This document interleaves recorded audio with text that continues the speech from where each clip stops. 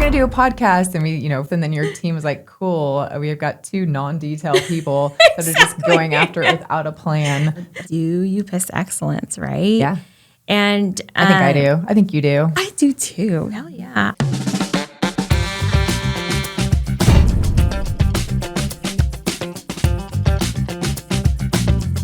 Was a clap. Oh, we're ready to go. Ready. All right. Dang. Welcome back. Yes. Unsupervised. Totally. Podcast number 2. Podcast number 2. Here we are. Yeah. Yes. Hell yeah. We got a lot of feedback, which we totally appreciate. Yeah. And we are so thankful for the viewers and the conversations out there. Yeah. We were literally just talking about that, about the feedback that we were receiving. And one of it was that we, went in circles, but got to our point. We also didn't answer the question of, we are friends. Are we friends? Absolutely. We are friends. And everyone loved the song, Boots with the Fur, or Low, right? Low. Yes. I always think of it as Boots with the Fur. Yeah. And it's like you automatically are like, Boots with the Fur.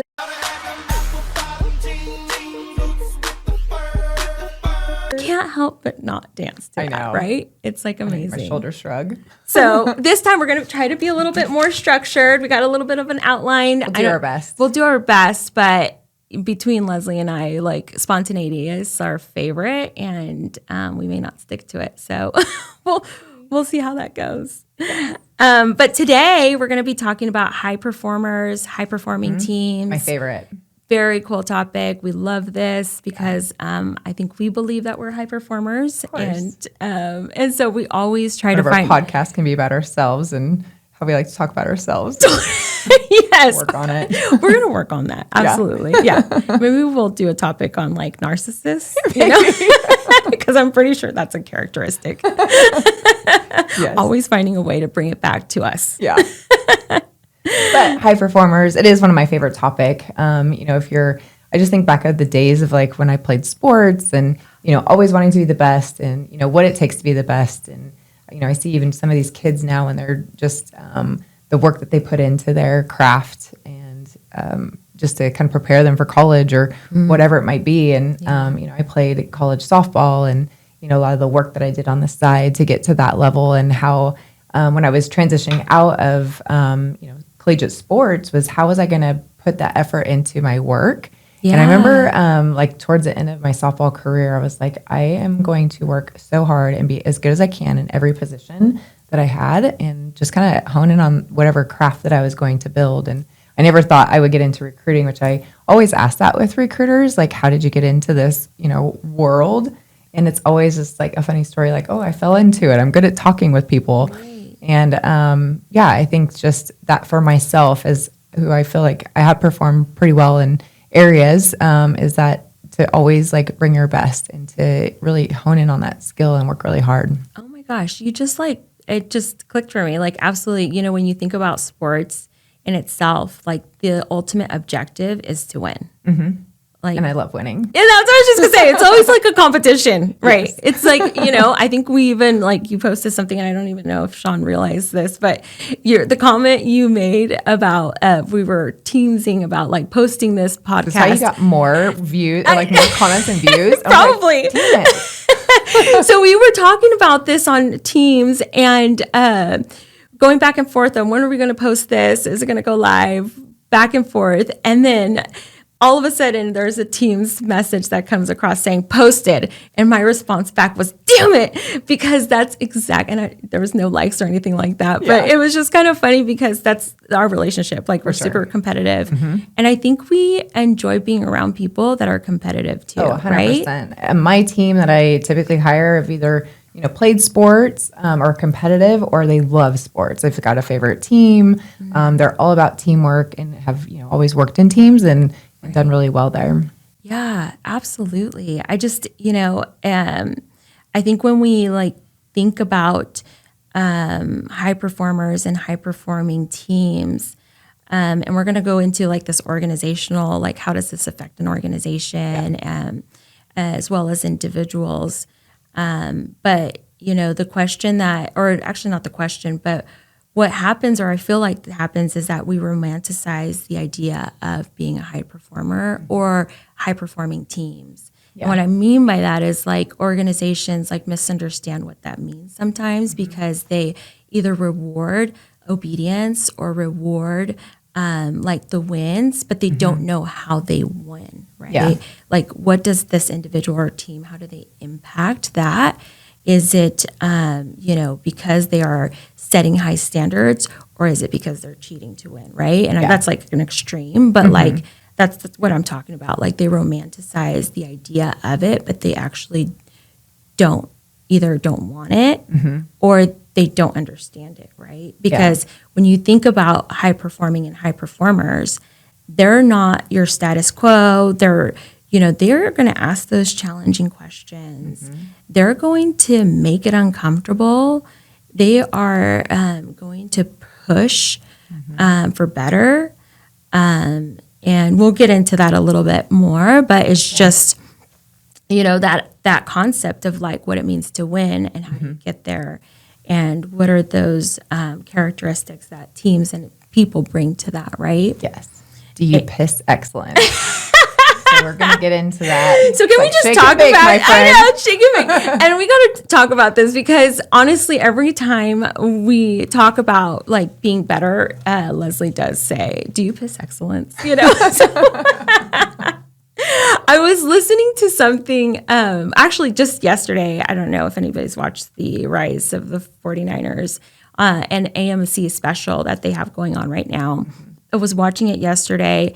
And Steve Young said something that resonated with this topic. He said, if there is a job you want, then be the greatest in the world in the job you have. Love it. Boom. Mic drop. I like literally want to get out of my chair and be like a better person. Just listening to that comment, The other thing he said following right after that is he said you have to be maniacal about it. Yeah. And you never hear that word. No. You don't. Maniacal, that's like wild. Yeah. It's like a wild like word, Like it's extreme. It's crazy. It's aggressive. Yeah. And I'm totally going to connect us back to almost like a honey badger. It's like a honey badger, right? Yeah. It's that you think of that, right? And to connect it to the Ricky Bobby, comment of do you piss excellence? Even when you think of Ricky Bobby, you think of that, or at least I think of that one scene when he's faced adversity, he's getting back in that car, he's got the mountain lion in the back seat, and he's like going for it, right? He's going to be better. He's going to work on himself to be the best in what he does, right? Which is racing. And that's how high performers are. And that is exactly how high performers are. Yeah. And like, I hate, even thinking about putting Steve Young with, in the same sentence as Ricky Bobby, right? But when you think about it, like their characteristics, right, are very similar in terms of like high performers. Obviously, one's fictional, one's not. Yeah. But when you were looking at it for apples, or, they do have the same characteristics, right? Yeah. And so, do you want to talk about the characteristics of high performers? Yes. I was doing a little bit of research and actually kind of taking a little bit back. I was doing a little bit of research because I was interested to know, like, when did we actually start looking at high performance and high performing teams, or just in general start talking about high performance. And I found a lot of research in the 60s where they connected high performance to the quality of a product. Like, because resources were based off of the highest form of resources at that time in the 60s and 50s was like agriculture or cattle or farming or like a product of a sort. And then that shifted over the course of the time through the 60s and 70s, where then all of a sudden human capital became the largest resource. And we talk about that a lot now, capital component. I mean, you hear companies say it all the time. People are our biggest assets. Truly, it's not just like they're saying it. It's like we really are the largest resource at this point. And so that redefined high performance. So we went from high performing, how do we define high performance from a quality product to how do we define high performing or high performers as people. Yeah. Right? And a lot of companies do it differently. I know for for you, for us, it's a lot with Royal, the 9-box. Yes. The tool that we've been using. Absolutely. We use the 9-box tool as a developmental tool. It's not a ranking tool. Absolutely not. It's a development tool that we use to identify high performers. And if you haven't heard of the 9-box, it is basically a chart with it has the ability to assess on a potential and a performance level, and it's got a 9-box grid, right? And then you plot their depending on their potential and their performance, where they land, and it's totally subjective. So if you can't look at it from a performance standpoint, you actually can look at it from can they actually perform? Because you have metrics for that. There's KPIs for that. There's SMART goals. There's product or whatever it is that you can base that ability. But from a potential standpoint, that's more on those characteristics that we're talking about. Yeah. Do they dare to lead? Right? Do they have influence? Do they are they reliable? Are they pushing the needle, right, to be better? Yeah. Are they changing systems, right, for better? And so that's a little bit harder to measure, right? Yeah. Because that is a little bit subjective. But we utilize that as a development tool to help plot our team members on this. And then from there, we take that and create these, what we call employee development plans. And so then we can start identifying. We're plotting a point to develop conversations around that, right? Yeah.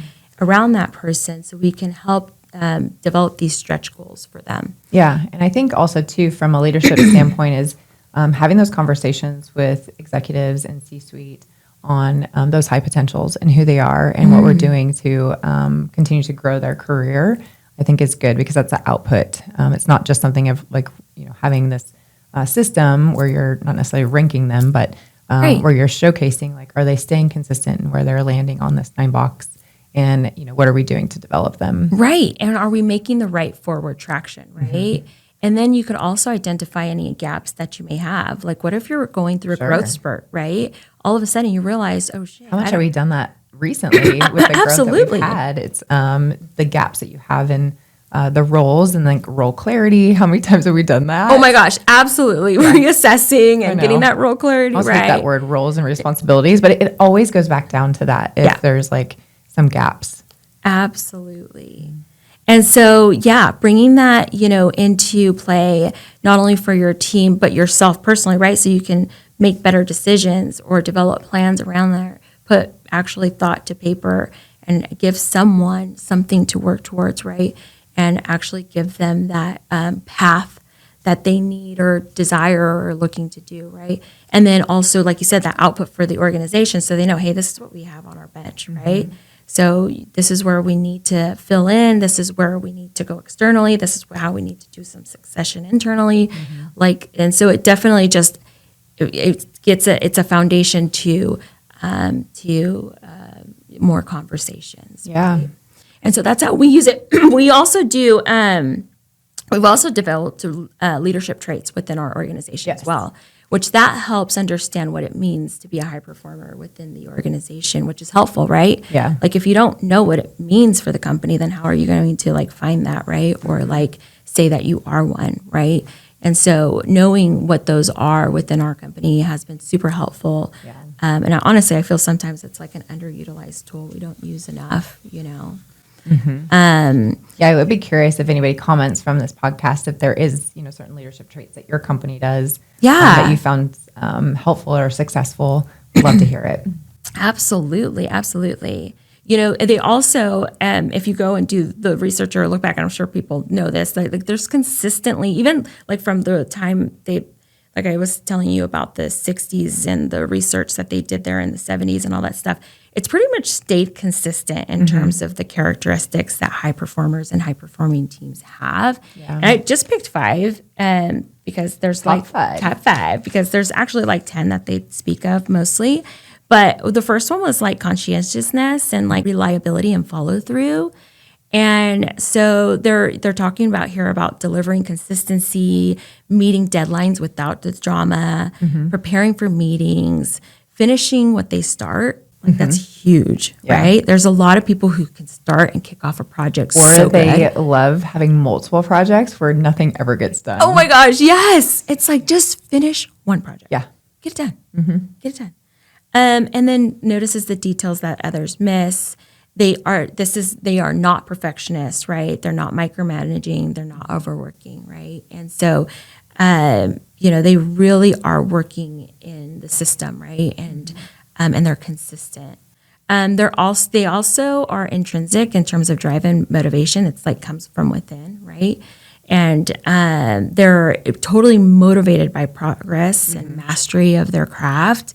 Like you were talking about sports, like softball, that was like that's when it like clicked for me in terms of like, this is like exactly the core of who you are. You like want to win. Yeah. And it comes from such an early stage. And I think high performers are generally pretty tough on themselves. I always feel like if I'm getting reprimanded or talked to about something, it's like, I've already been there. I've already like, had to talk to myself. Yes. I've already had my conversation with myself. Thank you for reminding me of that. But no, you're absolutely right. But that's another piece of this as well about like they want the feedback. I didn't include it in this one, but that was part of the top 10 is like they want the feedback. They want to know what they can be doing better. And they take it well, right? It's not personal. It's totally about development and betterment. And so the other one is adaptability and resilience, right?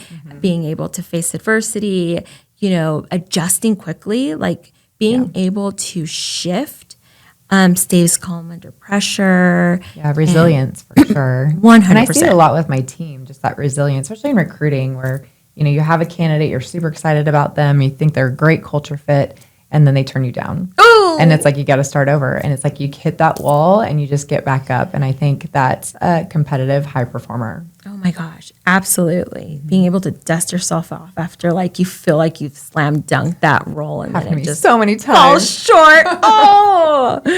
Oh my gosh. The fourth one was problem solving, right? The ability to anticipate issues and ask before being asked. That's huge. Like, always thinking ahead. Right, I think is big and brings solutions to the table, right? They're not going into the... I hate when people go down the rabbit hole of complaining about things. Oh my gosh. So many times that, if it's, I don't know, just various topics where they just go down that rabbit hole of like, they just want to complain about it, but no solution. Right. Like that will, like a high performer will lose their mind. Absolutely. Like, what are we doing? What are we doing with this? Stop complaining. I can see it in some of our team members, or, right? People at the company. Yeah. High performers usually like, they want a solution. They want to move on. Yes, let's move on. Let's stop talking about this. I think we have this. You can't bring up something more than 3 times because if not, it's like they're tired of hearing it. Yeah. We're going to move on. Yep. Like if you haven't done something by now, then you're not going to do anything about it. So let's not talk about it again. For sure. And then the emotional intelligence and communication. This is huge because I don't think people realize. Not everybody has it. No, I don't. I really wish people walk around. I know. Self-aware is huge. I wish people walk around with their EI and their IQ on their head. Yeah, I don't want my IQ on my head. Well, that's true. I wouldn't want mine either. But my IQ's high. Yeah, but it's important, right? Yeah. That level of maturity. It goes back to like receiving feedback. Also, like that takes maturity, right? Or even maturity to handle situation.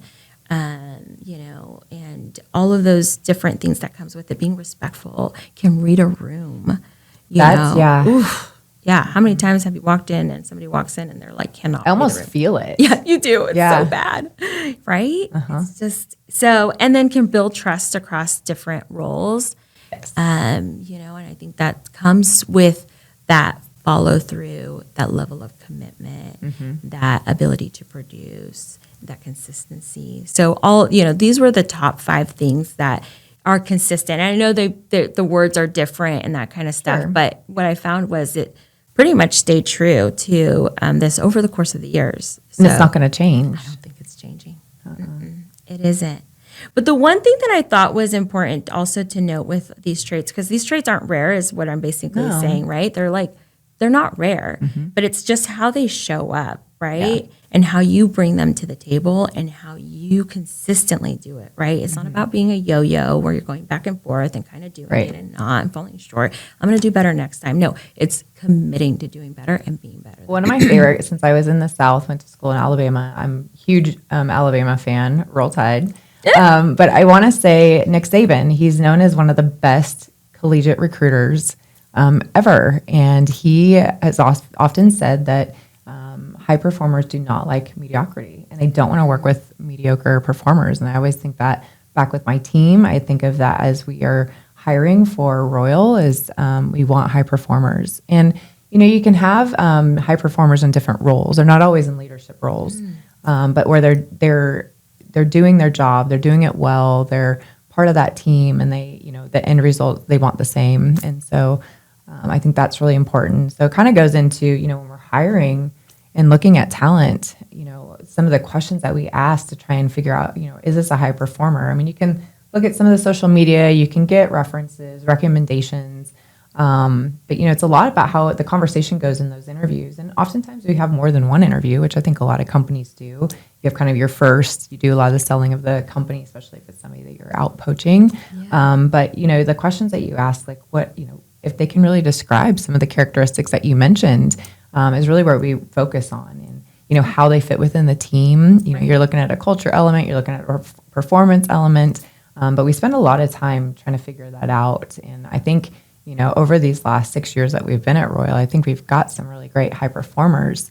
You know, we attract good talent into the company because we've got a great culture, and we take a lot of time to make sure that we're vetting out the right people. But it also poses the question that we can get them in the door, but can we keep them? Oh my gosh. And that's the biggest thing, right? Because if you have a leader who does not have those standards, right, or quality of standards or expectations, and or who, like I said, you know, rewards obedience, right? Yeah. Because high performance needs the ability to have that autonomy to be innovative, right? And or if that leader has no follow through, right? And man, will you lose someone real quick? Absolutely. Performer. And or who accepts, like you said, you know, being mediocre. Like that's not going to resonate with the high performer. They're going to want to they're going to want to out. You know, and I always, you know, when we thought about this topic, I literally thought of you like immediately. It was like, man, you have to assess that in such a short period of time. Yeah. And we call it wrong sometimes. Some people are really good at interviewing, and maybe they were a high performer at their company, and different companies have different expectations. So true. But yeah, you do have to assess it pretty quick. Yeah, that's just, it's like crazy. But, you know, to think back to that point of like, you know, you take these chance on that potential that they bring to the table and see if they actually do that, right? Yeah, do what they say Do they say that they do? Yeah. It's always like neat to be surprised, or like also like, you know, actually see it happen. You're like, I got it right. Yes. Feels good. It does feel good. I know. So just like to, you know, wrap this up in, you know, the question that you asked originally, you know, do you piss excellence, right? Yeah. And I think I do. I think you do. I do too. Hell yeah. I love to be around competitive people. I need it. I need it because it makes me better. It motivates me. But also it's like, you know, if you kind of like take kind of for you to take back as well is like, you know, is it not that you just talk about it, right? Or be about it, right? Yeah. And because excellent isn't a value, it's truly a behavior. And high performing teams and high performers don't need those perfect leaders, right? They need brave ones. Yeah. And they need I like that. Yes, brave ones. They do. People who were willing to, you know, stand up and like, you know, advocate and champion and just honestly get out of the way sometimes, right? Like, so, you know, that I guess the call to action, or maybe even like, not to say that, you know, do you piss excellence, you know, but go back to your companies and ask. Yeah, to ask, right? Your performance review. But it's not necessarily like does it like, you know, but think about it like, does it exude? Does it like, would it just naturally come out of you or your organization and how it operates, right? Like when you think of that, right? And how does it show up? And then, kind of, reflect on that and see if you can find those identifiers, right? And start identifying those characteristics and maybe building around your teams and defining what that looks like to succeed and win within your company, right? Or even for yourself and for your team, right? Mm-hmm. And so, we ask you, if this podcast makes you uncomfortable, good. Yeah. We want you to be uncomfortable because we hope that you'll challenge us and we get to challenge you a little bit. And if this made you think of someone, give them a call. Mm-hmm. Honestly, if you thought that this is a great opportunity for me to give them a call and say, I always think of people like as we're having conversations, like this person has this and this quality and I just thought of something. Yeah, let me give you a call. Let me give that person a call. We encourage you to do that. And honestly, if you want a high-performing team, be that leader that's worth performing for, right? At the end of the day, like that's how you're going to retain those employees like you talked about. It's one thing to get them in the door, but man, keeping them, it's hard. It really is. It is so hard. Mm-hmm. So it's going to take you to hold yourself to a level of standard that's going to keep them around, right? Yeah. And so just kind of, think about that as you're going through this. If you're going through this with your organization or with yourself at home, it's just some questions or a call to action that we hope you guys could take with you. So yeah, we're wrapping this up. We're closing this out. Episode 2. We did it. And then our next topic. Oh, yes. Our next topic, we're going to be talking about AI. Yes. Leslie and I have had buzzword. Such a buzzword. Almost hated it. I feel like it's a little quieter, but we can talk about it next time about just kind of our process and going through our AI selection and how that, what is really AI and how it really,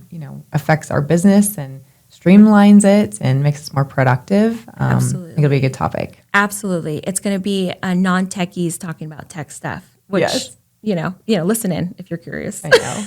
Well, I'm kind of laughing too because your team, when we decided to do this podcast, it was like, we're going to do a podcast and we, figure out how we're going to do it and all of this. And then your team was like, cool. We've got 2 non-detailed people that are just going after it without a plan. That is so true. I mean, they called it out. Yeah. They called us out for not being detailed. They laughed. And they did.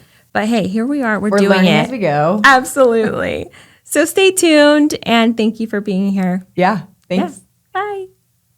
Bye. Bye.